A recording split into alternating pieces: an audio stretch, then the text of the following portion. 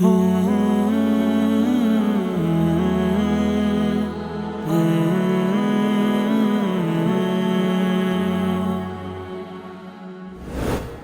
لله رب العالمين، والصلاة والسلام على أشرف الأنبياء والمرسلين محمد وآله وأصحابه أجمعين.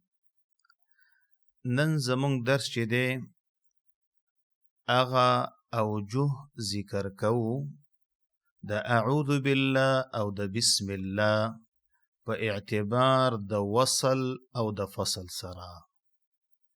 کله چې یو لوستونکی د قرآن کریم شروع کوي، ابتدا د تلاوت وي او ابتدا د سورت وي. ابتدا د تلاوت دا چې راغی قرآن کریم شروع کوي او شروع د کم ځای نه کوي، د سورت د سر نه کوي، نو په اعتبار د وصل او د فصل سره څلور سورته بیا جوړیږي. یو ته ویل کېږي وصل کل، یعنی ټول یو ځای ویل.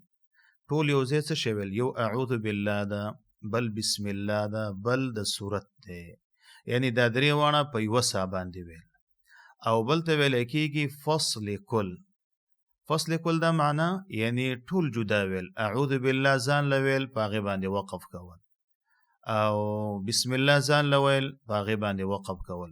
سورت چې دی هغه ځان له ویل، په هغې باندې وقف کول. وصل کل معنا او کیفیت څنګه دی؟ لکه اعوذ بالله من الشیطان الرجیم بسم الله الرحمن الرحیم قل هو الله احد. دیتا وصل الجمیع وی، یعنی ټول یو ځای ویل. د کتابونو کې مختلف الفاظ لیکلي، چا وصل کل لیکلی دی، چا وصل الجمیع لیکلی دی. او بل قطع الجمیع یا فصل کل چې هر یو جدا ویل. اعوذ بالله جدا، کیفیت د شانته دی اعوذ بالله من الشیطان الرجیم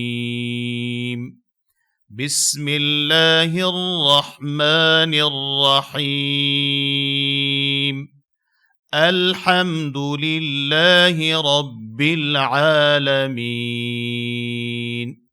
دیتا فصل کلم وی یا قطع الجمیع وتوی چې اعوذ بالله ته جدا وی، په هغې باندې وقف وکړي، بسم الله جدا وی، او بیا صورت جدا وی.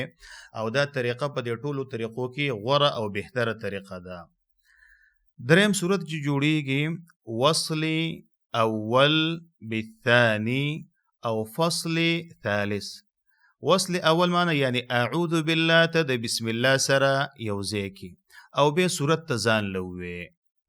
کیفیت د شانته ده اعوذ بالله من الشیطان الرجیم بسم الله الرحمن الرحیم.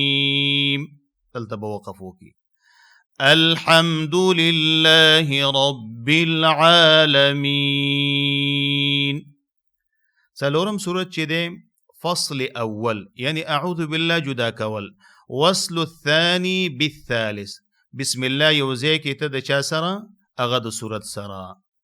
لکه عملی کیفیت د شانته دی اعوذ بالله من الشیطان الرجیم بسم الله الرحمن الرحیم اقرأ باسم ربك الذي خلق.